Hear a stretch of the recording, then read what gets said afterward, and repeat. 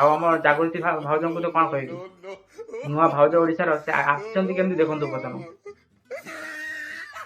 ମତେ ଲାଗୁଥିଲା କି ଜାଗୃତି ଶୁକ୍ଲା ଆସିବ ଭଲ ବୋହୂ ସାଜିକି ଆସିବ, ଯେମିତି ଓଡିଆ ଝିଅ ମାନେ ଆସନ୍ତି, ସେମିତି କିଛି ନାହିଁ। ନା ମୁଣ୍ଡରେ କପଡା ଅଛି ନା ଭଲ ଶାଢୀ ପିନ୍ଧିଛି। ଯଦି ବା ଶାଢୀ ପିନ୍ଧିଛି ମୁଣ୍ଡରେ କପଡା ନାହିଁ, ନୂଆ ବୋହୂ ଭଳି ଲାଗୁନାହିଁ। ଓଡିଆ ଘରେ ନୂଆ ବୋହୂ ଆସିଲେ କେମିତି ହୁଏ, ଆଉ ଏବେ ଦେଖନ୍ତୁ ଅନୁଭବ ମହାନ୍ତି ଆଉ ଜାଗୃତି ଶୁକ୍ଲା ଦିଲ୍ଲୀରୁ ଆମ ଓଡିଶାକୁ ପାଦ ରଖିଛି, ଦେଖନ୍ତୁ ତାଙ୍କର ଅବସ୍ଥା।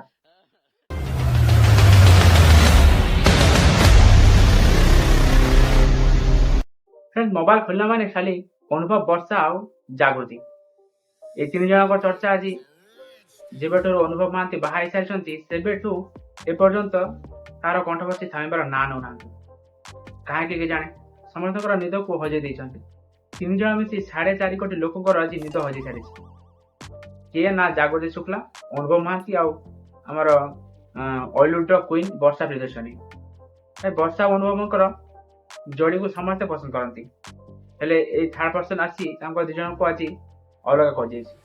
ସେ ସମସ୍ତେ କହୁଛନ୍ତି, କିନ୍ତୁ ରିଆଲିଟି କଣ କେହି ଜାଣିନାହାନ୍ତି। ଆପଣଙ୍କୁ କଣ ଲାଗୁଛି, ଜାଗୃତି ପାଇଁ ତାଙ୍କର ଘର ଭାଙ୍ଗିଛି କି ନା ଆଉ କଣ? ସମସ୍ତଙ୍କର ଗୋଟିଏ ପ୍ରଶ୍ନ ଯେ ଜାଗୃତି ଶୁକ୍ଲାଙ୍କ ପାଇଁ ଆଜି ଅନୁଭବ ବର୍ଷାଙ୍କର ଘର ଉଜେଡି ଯାଇଛି। ସତ କଣ କେହି ଜାଣିନାହାନ୍ତି। ଭାଇ ଥରେ ଭାବନ୍ତୁ ଯେ ଗୋଟେ ସାଧାରଣ ମଣିଷ ଆଉ ଗୋଟେ ସେଲିବ୍ରିଟି, ତାଙ୍କ ଭିତରେ କେତେ ଫରକ ରହିଥାଏ। ଅନୁଭବ ମହାନ୍ତି ସେ ଜଣେ କଳାକାର, ବର୍ଷା ପ୍ରିୟଦର୍ଶିନୀ ବି ସେ ଜଣେ କଳାକାର, ଆଉ ରହିଲା ଜାଗୃତି ଶୁକ୍ଲା, ସେ ମଧ୍ୟପ୍ରଦେଶରୁ ଆସିଛନ୍ତି। ସେମାନେ ଦୁଇ ଜଣ ଅନୁଭବ ମହାନ୍ତି ଆଉ ଜାଗୃତି ଶୁକ୍ଲା ତାଙ୍କ ବିଷୟରେ କେମିତି ଏଫଆଇଆର ହେଇଛି ନ ହେଇଛି ଆଜି এই ଭିଡିଓରେ ମୁଁ କହିବି। ଭିଡିଓଟି ଶେଷ ପର୍ଯ୍ୟନ୍ତ ନିହାତି ଦେଖିବେ।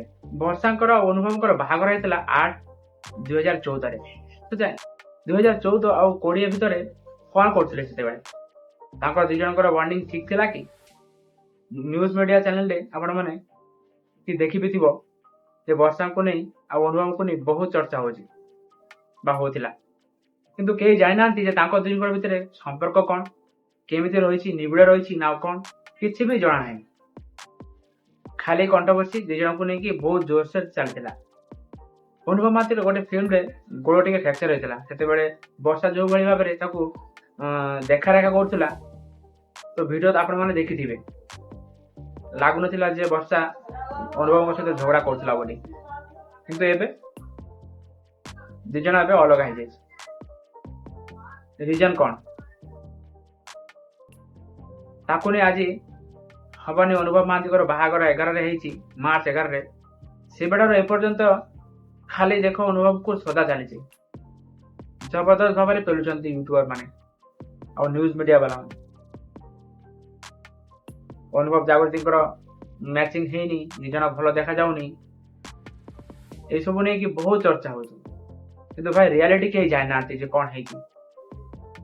ଗୋଟେ କଥା କହିବି, ଅନୁଭବ ମହାନ୍ତି ଗୋଟେ ସେଲିବ୍ରିଟି ବା ଗୋଟେ ଷ୍ଟାର ହବାର ଗୋଟେ ଯୋଗ୍ୟ ପ୍ରାପ୍ୟ। ସେମିତି ହେଲ୍ଥ, ସେମିତି ବଡି, ସବୁ କିଛିରେ ସେ 1 ନମ୍ବରରେ ଅଛି ଆମ ଓଲିଉଡ ଇଣ୍ଡଷ୍ଟ୍ରିରେ, କିନ୍ତୁ ଗୋଟେ ଭଲ ହଜବେଣ୍ଡ ହେଇପାରିବାର ଯୋଗ୍ୟତା ନାହିଁ। ମୁଁ କାହିଁକି କହୁଛି ଆପଣ ଟିକେ ଭିଡିଓ ଟିକେ ଶେଷ ପର୍ଯ୍ୟନ୍ତ ଦେଖିଦେବେ। ମୋର କହିବା କଥା ହଉଛି, ଅନୁଭବ ମହାନ୍ତି ଆଉ ବର୍ଷାଙ୍କର ବାହା ହେବା ପରେ ଦୁହିଁଙ୍କର ବଣ୍ଡିଂ ଜମା ଭଲ ନଥିଲା। କାରଣ ଅନୁଭବ ମହାନ୍ତି ବର୍ଷାଙ୍କ ସହିତ ସମୟ ସ୍ପେଣ୍ଡ କରୁନଥିଲା। ଯେହେତୁ ଅନୁଭବ ମହାନ୍ତି ଗୋଟେ ସାଂସଦ ଥିଲେ କେନ୍ଦ୍ରାପଡା ଜିଲ୍ଲାର, ତାହା ଯୋଗୁଁ ସେ ଯାଉଥିଲେ ବାରମ୍ବାର ଦିଲ୍ଲୀ। ଆପଣମାନେ ତାର ରେଜଲ୍ଟ ଏବେ ଦେଖିପାରୁଥିବେ, ଜାଗୃତି ଶୁକ୍ଲା ତାର ରେଜଲ୍ଟ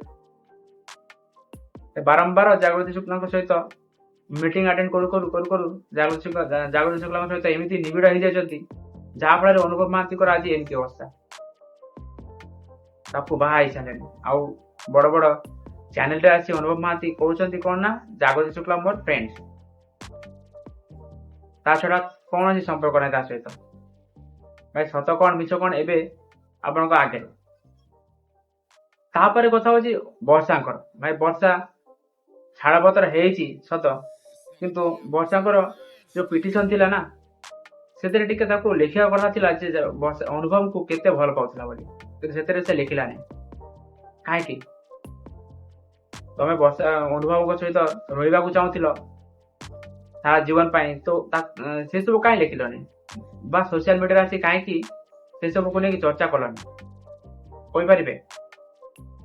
ସେଇ ସମୟରେ ଆପଣଙ୍କୁ ନେଇ ବହୁତ ଚର୍ଚ୍ଚା ହଉଥିଲା, କାହିଁକିନା ଅନୁଭବ ମହାନ୍ତି ସେଇ ସମୟରେ ଆକ୍ଟିଭ ରହୁଥିଲେ ସୋସିଆଲ ମିଡିଆରେ, ଆଉ ସଦାବେଳେ ନ୍ୟୁଜ ମିଡିଆ ଆଗରେ ଆସି ବାରମ୍ବାର ଗୋଟେ ଜିନିଷ କହୁଥିଲେ, ବର୍ଷା ମୋତେ ଛାଡ଼ପତ୍ର ଦିଅନ୍ତୁ, ବର୍ଷା ମୋତେ ଛାଡ଼ପତ୍ର ଦିଅନ୍ତୁ।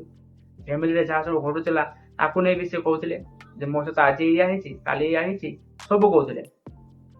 ନଚେତ ଆପଣ ସେସବୁ ବି କିଛି କଲେନି, କାହିଁକି ନା ତମେ ଜାଣିଛ ସବୁ କିଛି ଯେ ବର୍ଷା ଏ ଅନୁଭବ ଦିଲ୍ଲୀରେ ରହିକି ନାଟକ କରୁଥିଲା ବୋଲି। ସେତେବେଳେ କହିଥିଲେ ଆଜି ଆଜି ଏଇ ଦୁର୍ଦ୍ଦଶା ହେଇନଥାନ୍ତା। ପିଟିସନରେ ବି ଲେଖା ନାହିଁ ଯେ ଆପଣ କୋଉଠି ଲେଖିଛ ଯେ ଅନୁଭବ ଜାଗୃତିଙ୍କ ସହିତ ଏଫଆଇଆର ଅଛି ବୋଲି, କିଛି ନାହିଁ। ଆଉ ଏବେ ଅନୁଭବଙ୍କର ଗୋଟେ କଥା ମୁଁ ବୁଝିପାରୁନି, ଏବେ ବାହା ହେଇଛ ଠିକ ଅଛି, ଏତେ କଣ୍ଟ୍ରୋଭର୍ସିଆଲ କରିବାର କଣ ଦରକାର? ଦେଖିବାର କଣ ଦରକାର? ବହୁତ କିଛି ଦେଖେଇଉନାହାନ୍ତି। ଆଉ ଆମର ଜାଗୃତି ଭାଉଜଙ୍କୁ ତ କଣ କହିବି, ନୂଆ ଭାଉଜ ଓଡିଶାର, ସେ ଆସିଛନ୍ତି କେମିତି ଦେଖନ୍ତୁ ପ୍ରଥମ। ମତେ ଲାଗୁଥିଲା କି ଜାଗୃତି ଶୁକ୍ଲା ଆସିବ, ଭଲ ବୋହୂ ସାଜିକି ଆସିବ, ଯେମିତି ଓଡିଆ ଝିଅ ମାନେ ଆସନ୍ତି, ସେମିତି କିଛି ନାହିଁ। ନା ମୁଣ୍ଡରେ କପଡା ଅଛି, ନା ଭଲ ଶାଢୀ ପିନ୍ଧିଛି। ଯଦି ବା ଶାଢୀ ପିନ୍ଧିଛି, ମୁଣ୍ଡରେ କପଡା ନାହିଁ, ନୂଆ ବୋହୂ ଭଳି ଲାଗୁନାହିଁ। ଓଡିଆ ଘରେ ନୂଆ ବୋହୂ ଆସିଲେ କେମିତି ହୁଏ, ଆଉ ଏବେ ଦେଖନ୍ତୁ ଅନୁଭବ ମହାନ୍ତି ଆଉ ଜାଗୃତି ଶୁକ୍ଲା ଦିଲ୍ଲୀରୁ ଆମ ଓଡିଶାକୁ ପାଦ ରଖିଛି, ଦେଖନ୍ତୁ ତାଙ୍କର ଅବସ୍ଥା। ଭାଇ ସେଲିବ୍ରିଟି ହେଇଛ, ଏ ନୁହଁ କି ଯେ ସବୁ କିଛି ଆମର ରୀତି ରିବାଜ ସବୁ ଭୁଲିଯିବା। ବାସ୍ ଅନୁଭବ ମହାନ୍ତିଙ୍କୁ ଗୋଟେ କଥା କହିବି, ଭାଇ ତମେ ଯାହା ବି କଲ ନା, ସାଧାରଣ ଲୋକଙ୍କ ପାଇଁ ବା ତମର ଫ୍ୟାନ୍ସ ମାନଙ୍କ ପାଇଁ ଗୋଟେ ବଡ ଉଦାହରଣ ଛାଡିକି ଯାଇଛ। ଆପଣ ଜାଣିପାରିଥିବେ ଯେ ତମକୁ ଓଡିଶାରେ 4.5 କୋଟି ଲୋକ ଫଲୋ କରନ୍ତି। ତମକୁ ଜାଣିବା ଦରକାର ଥିଲା ଯେ ତମର ଫ୍ୟାନ୍ ଫଲୋଇଂ ବହୁତ ସାରା ଅଛି। ଆଉ ଏବେ ନୂଆ ଫିଲ୍ମ ବାହାରିଥିଲା କର୍ମ, ତାର ସଫଳତାରେ ଆପଣଙ୍କୁ ଟିକେ ମାଇଣ୍ଡ ସେଟ୍ କରି ଭାବିବାର ଥିଲା। ବାହା ହଉଛି ଅନ୍ୟ ଝିଅକୁ ଭାଇ ପାରିଥାନ୍ତ, ବାସ୍ ତମର ମର୍ଜି, ଜାଗୃତି ଶୁକ୍ଲାଙ୍କ ବାହା ହେଇଛ, ଇଟ୍ସ ଓକେ। ବଟ୍ ଏମିତି ଲାଗୁନି କି ଯେ ସାଧାରଣ ଲୋକଙ୍କୁ ବୋକା ବନଉଛୁ ବୋଲି? ଲାଗୁନି?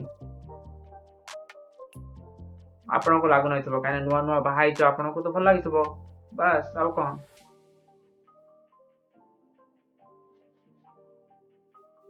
ତ ଭାଇ ମୋର କଥା ଅଛି, ମୁଁ ସାଧାରଣ ଲୋକ, ବାସ୍ ମତେ ଏତିକି କହିବାର ଅଛି ଯେ ଅନୁଭବ ମହାନ୍ତି ଯାହା ବି କରିଛନ୍ତି ନା, ସାଧାରଣ ଲୋକଙ୍କ ତରଫରୁ ଜମା ଠିକ କରିନାହାନ୍ତି, ଜମା ଠିକ କରିନି। ମୁଁ ତ କହୁଛି, ମୁଁ ଅନୁଭବ ମହାନ୍ତଙ୍କୁ ବହୁତ ଏକ୍ସେପ୍ଟ କରୁଥିଲି ଯେ ସେ ଅଲଗା ଜାଗାରେ ବାହା ହେବେ, ନୂଆ ଝିଅକୁ ବାହା ହେବେ, କି ଅଲଗା କିଛି କରିବେ, ଏକ୍ସେପ୍ଟ କରୁଥିଲି। କିନ୍ତୁ ସେଇ ବାନ୍ଧବୀକୁ ବଧୂ ସଜେଇକି ଆଣିବ, ଆମେ କେବେ ବି ଭାବୁନଥିଲୁ।